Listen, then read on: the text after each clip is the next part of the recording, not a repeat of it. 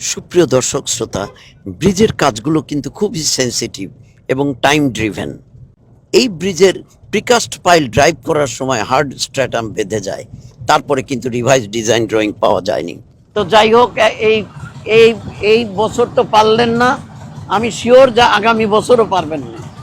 আপনি লিখে আনেন, আমি বলে দিচ্ছি আগামী বছর পারবেন না।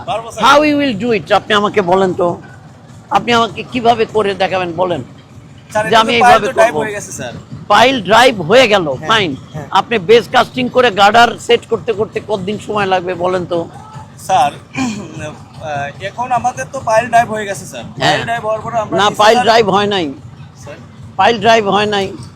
কারণ ওইটাই যে আপনার অতটুকুই যে পাইল দরকার, এটার কোনো রিভাইজ ডিজাইন ড্রয়িং আপনার হাতে নাই। না না স্যার, সেই রিভাইজ ডিজাইন ড্রয়িং না আসলে তো ইউ ক্যানট ডু এনিথিং। আপনারা আমাদেরকে প্রেশারাইজ করবেন যে আমাকে revise design drawing then.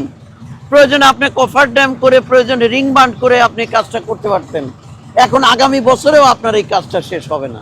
I can write it down. আপনি নন জুডিশিয়াল স্ট্যাম্প আনেন, আমি লিখে দিচ্ছি আগামী বছরে এই কাজটা শেষ হবে না।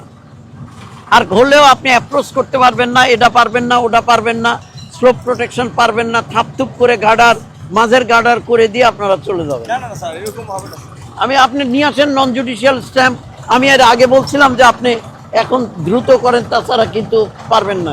মানে আচমকি পানিটা চলে আসছে স্যার। না না, আচমকা না, এই অঞ্চলে পানি এই সময় আসে। আমি আপনাকে বলছিলাম যে এপ্রিল মাসের পরে কিন্তু আর আপনি কাজ করতে পারবেন না।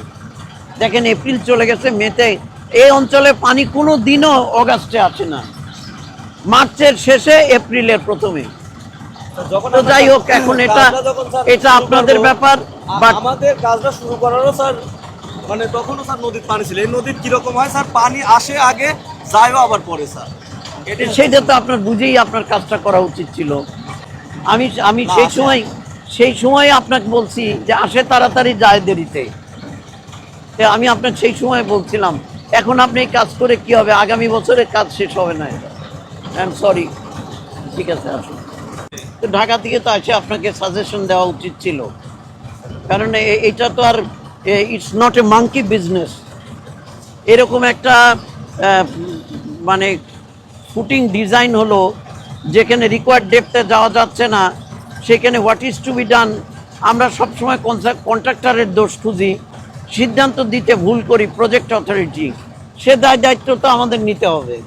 আপনাকে তো সেই ডিসিশন দেয় নাই, পাইছেন কি? না, ডিসিশন বলতে স্যার ওই এটা তো মুখ দিয়ে বললে হবে না যে যেখানে যত দূর যায় এর জন্য ইন্সপেকশন করতে হবে, নেসেসারি টেস্ট করতে হবে। স্যার ওটা আপনার ওই পরেও স্যার আবার সয়েল টেস্ট করা হয়েছে।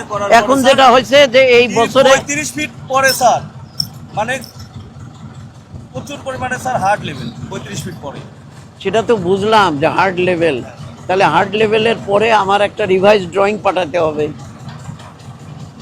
সেই রিভাইজ ড্রয়িং তো আপনাকে পাঠায়নি। না না স্যার, এটা আমরা পাঠায়নি। পাই নাই স্যার। তাহলে আপনি কিভাবে কাজ করবেন কিভাবে?